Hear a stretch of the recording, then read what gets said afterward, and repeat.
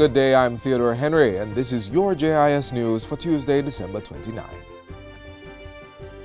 The Office of Disaster Preparedness and Emergency Management, ODPEM, has ordered the immediate closure of Lime and Maiden Keys. The order came into effect last evening and will remain in force until January 15. It follows reports of breaches to the COVID-19 protocols with the holding of yacht parties over the Christmas weekend. ODPEM says the decision was made after consultation with the local government and national security ministries, as well as the Kingston and St. Andrew Municipal Corporation. It says both keys will be closely monitored by the Jamaica Defense Force Coast Guard and the Jamaica Constabulary Force Marine Police. ODPEM says the security forces will vigorously enforce the laws under the Disaster Risk Management Enforcement Orders. Prime Minister Andrew Holness says government is committed to making the justice system robust, efficient, and more capable of serving the interest of all Jamaicans. We are seeking to improve and strengthen the rule of law and pursue timely justice outcomes. We are also updating a number of our laws to make them more relevant to today's realities. The Prime Minister was delivering the keynote address at the Jamaica Information Services 2020 Heritage Competition Awards ceremony recently. He said the competition's theme, Justice, Brotherhood, and Peace, represented an opportunity for the youth to provide honest commentary and direction on the issue of justice in Jamaica. If you don't tell what you know, then justice might be delayed or even denied.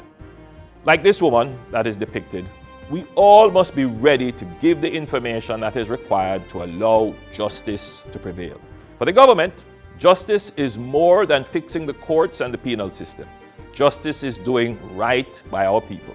And the government will continue to do right by our children. We will make the policy choices that will enable them to have a better quality of life. The Inter-American Development Bank, IDB, has praised the government for introducing measures to improve public investment management within ministries, departments and agencies, MDAs, and also public expenditure efficiency. The IDB has cited the establishment of the Public Investment Management Secretariat, PIMS, as an important step in the continued improvement of MDA's capability to manage public investments. It says this will aid the country's economic recovery efforts and accelerate long-term growth. Additionally, the bank says strengthening of the Secretariat, which is based in the Ministry of Finance, will be essential in furthering the growth process. The IDB says another key area of improvement is the creation of the Public Investment Map, which will enhance efficiency by tracking the use of resources through georeferencing. According to the bank, public investment efficiency will be particularly relevant in the post-COVID-19 pandemic period, as this can have a potentially significant multiplier effect on the economy.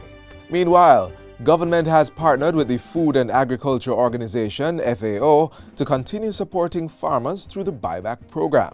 The initiative aims to purchase excess produce from farmers and assist those who are unable to sell their produce due to the downturn in hotel operations caused by the pandemic. The assistance program also aims to redistribute the excess produce from farmers. Agriculture Minister Floyd Green announced recently that $35 million was received from the FAO to carry out the program. He said focus would be placed on farmers in eastern parishes as they were not as hard hit by the recent heavy rains. Through the buyback initiative, the ministry has partnered with several organizations to redistribute the supply.